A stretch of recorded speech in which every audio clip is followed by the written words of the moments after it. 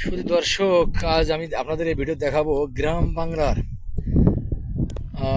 বর্ষাকালীন প্রকৃতি, অর্থাৎ বাংলাদেশের চিরপরিচিত যে বর্ষাকাল।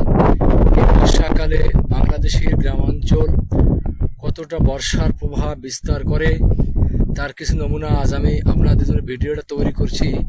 দেখেন, আমি যেখানে হাজির হয়েছি একটা বিল, বর্ষাকালীন সিজন, এখন প্রায় শ্রাবণ মাসের প্রথম সপ্তাহ।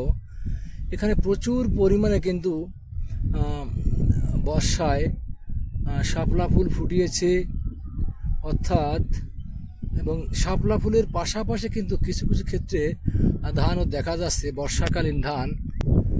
বাংলাদেশ তার চিরন্তন যে প্রকৃতি, অর্থাৎ গ্রীষ্মে প্রচণ্ড কাঠফাটা রোদ্দুর হবে, বর্ষাকালে বৃষ্টি হবে, বর্ষাকালে গ্রাম অঞ্চল প্লাবিত হবে, এটাই কিন্তু স্বাভাবিক। অর্থাৎ চিরচেনা সেই প্রকৃতি, বর্ষাকালীন যে প্রকৃতি, সেই প্রকৃতি কিন্তু এখন আপনাদের সম্মুখে তুলে ধরার চেষ্টা করেছি।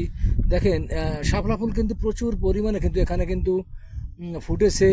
ভোরের, আমি এখন আছি, ভোরের সূর্য ফোটার সঙ্গে সঙ্গে কিন্তু যে শাপলা ফুলের যে বিল, সেই বিলে আমি হাজির হয়েছি। সবেমাত্র সূর্য উঠেছে পূর্বাকাশে, তার জন্য আমি এই ভিডিওতে আপনাদের দেখাবো যে বর্ষাকালীন গ্রাম বাংলার প্রকৃতি কতটা চিরচেনা প্রকৃতি, কতটা চেঞ্জ হয়। অর্থাৎ ষড়ঋতুরে দেশে ঋতুতে ঋতুতে কিন্তু ঋতু বৈচিত্র্য দেখা যায়।